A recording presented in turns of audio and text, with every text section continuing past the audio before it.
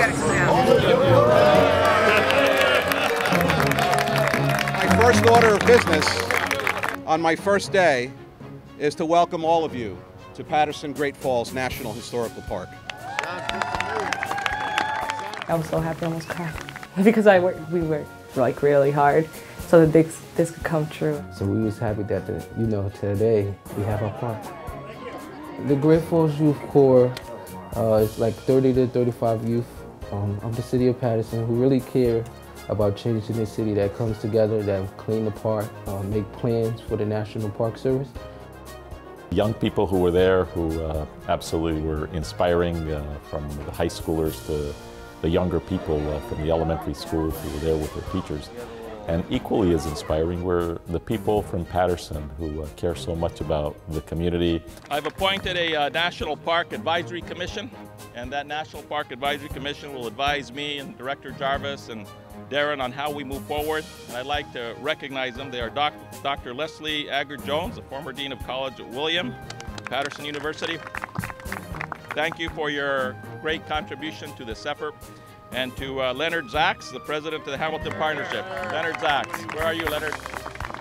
The National Park Service today really is beginning its effort here because it begins a 2-year intensive planning process that will reach out to the citizens of Patterson and their region. And it's important that our outreach efforts will be in a number of different languages, English and Spanish, Arabic, Bengali, and others, because we need a community to be totally involved with us in making this happen. I was able to go into the community and say, I work for the Great Falls Youth Corps. We have a national park coming soon. And I was able to educate my fellow Pattersonians. You learn about the mills, you learn about who created Patterson and how it became the city it is today. I like the mills and all the history behind them, and the falls are beautiful.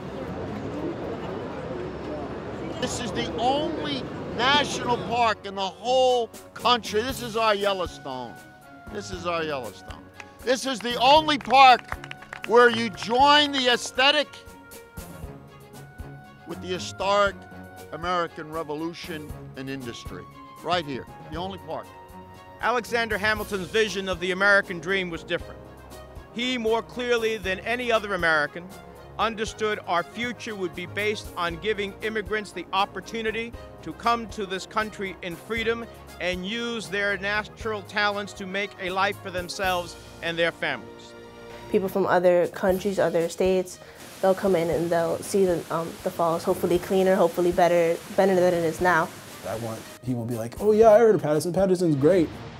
My favorite part of the park is by the statue, the Alexander Hamilton statue, because I feel like you can see the falls for what it is. It's a great place to paint. It's a great place to just sit and relax.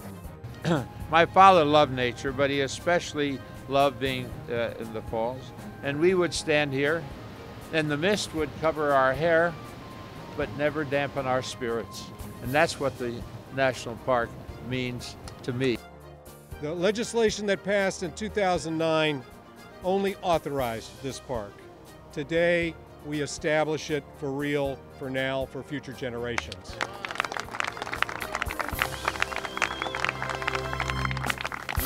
Great Falls being signed into a national park is just step one. Everyone, seriously, like the Congressman said, needs to be ready for work tomorrow because we have a lot of work to do. We have to build that bridge between the city and the National Park Service just to make sure that we all here and we all care for one cause, one town, one city, one Patterson.